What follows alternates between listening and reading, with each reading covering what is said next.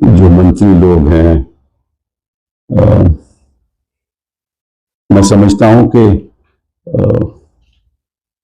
जो भी बोलता है उसको सोच समझ से बोलना चाहिए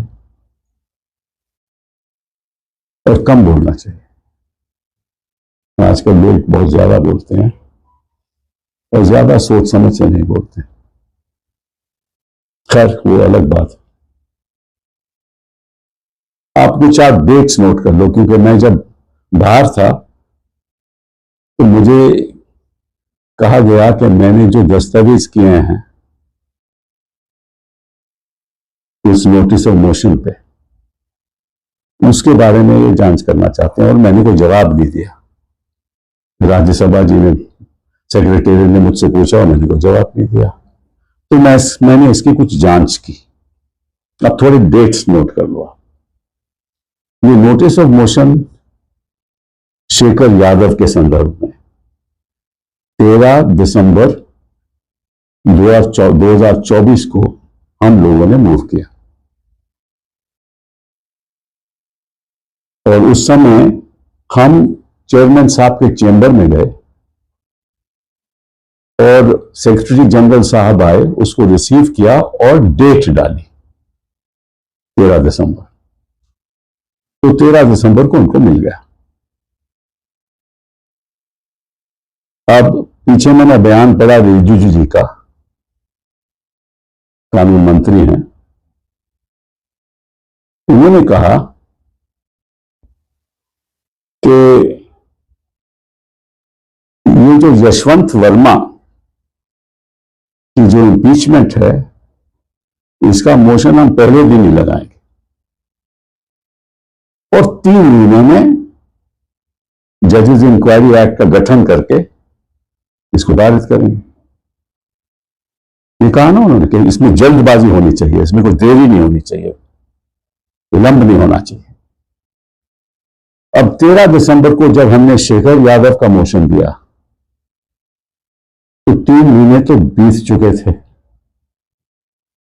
और ये कहते हैं कि इन्होंने हमें 7 मार्च को एक जो हमारी एनआईसी की जो ईमेल है उसमें हमें मैसेज भेजा, उसके बाद 13 मार्च को भेजा, उसके बाद 1 मई को भेजा।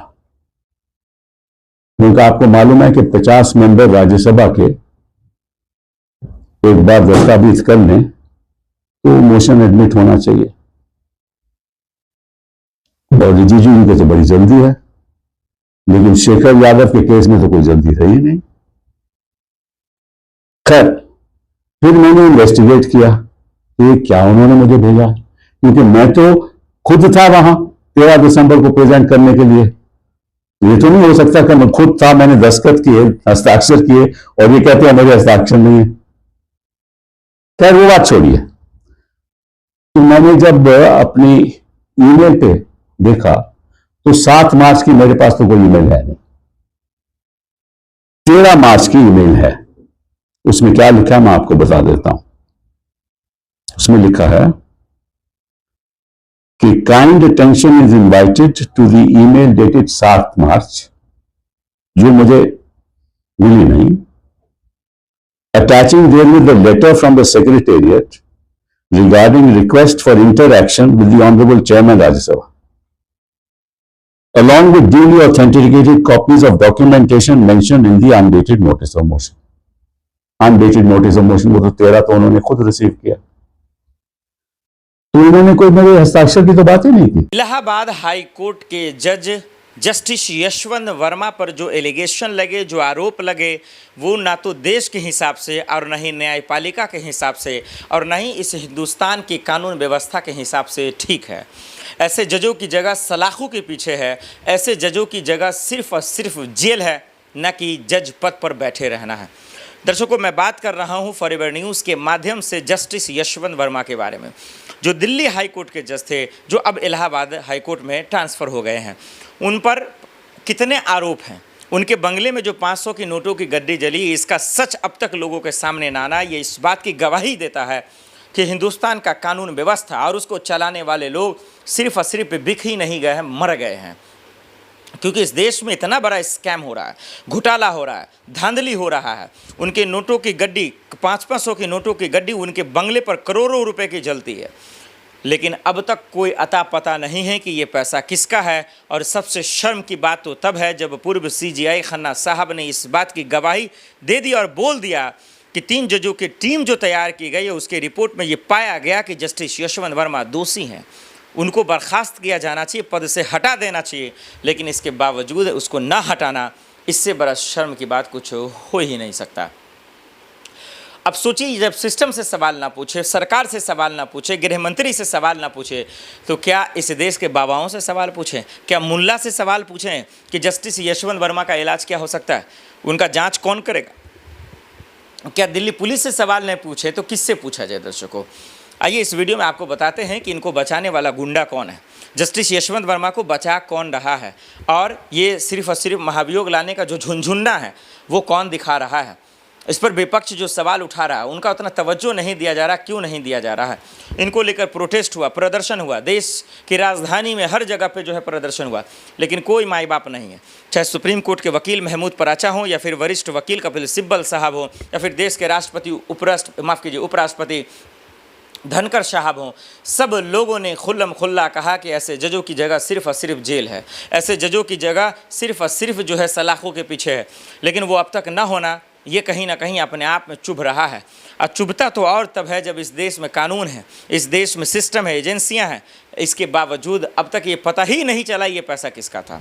और इससे भी बड़ा अफसोस की बात तब है, एक अजीब सी बेबसी तब लगती है जब इस देश में एजेंसियां हैं, इस देश में गवाह भी हैं, यानी उस मामले के भी गवाह तो है ही है इस देश में। यानी कि जो 500 की नोटों की गड्डी जली, वहाँ के चश्मदीद गवाह भी बोल रहे हैं। गवाह सिर्फ 1 और 2 नहीं है, 60 से 80 के आसपास गवाह हैं। CCTV फुटेज हैं, वीडियो रिकॉर्डिंग है, कॉल रिकॉर्डिंग है, तमाम मोबाइल खंगालने के बाद भी सबूत मिल गया, फॉरेंसिक रिपोर्ट है। लेकिन इसके बावजूद भी है जस्टिस वर्मा का बाल बाका नहीं हो पा रहा। वो महोदय पूरी सीना तान कर 56 इंच के सीना को बना लिए हैं और कह रहे हैं कि ये रिपोर्ट ही गलत है, कह रहे हैं कि हमारा ये पैसा ही नहीं है, हमने कोई स्कैम ही नहीं किया है। तो जस्टिस वर्मा का ये बोल ये बताता है कि इस देश का सिस्टम क्या कमज़ोर तो नहीं है।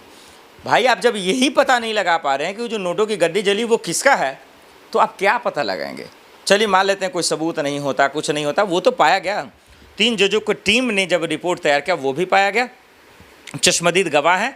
और आपको दर्शकों बता दूं कि जब ये नोटों की गड्डी जली, जब दमकल के अधिकारी का पहला बयान आया, वहीं पे दिल्ली कमिश्नर साहब भी थे, उन्होंने भी अमित शाह जी को इन्फॉर्म किया।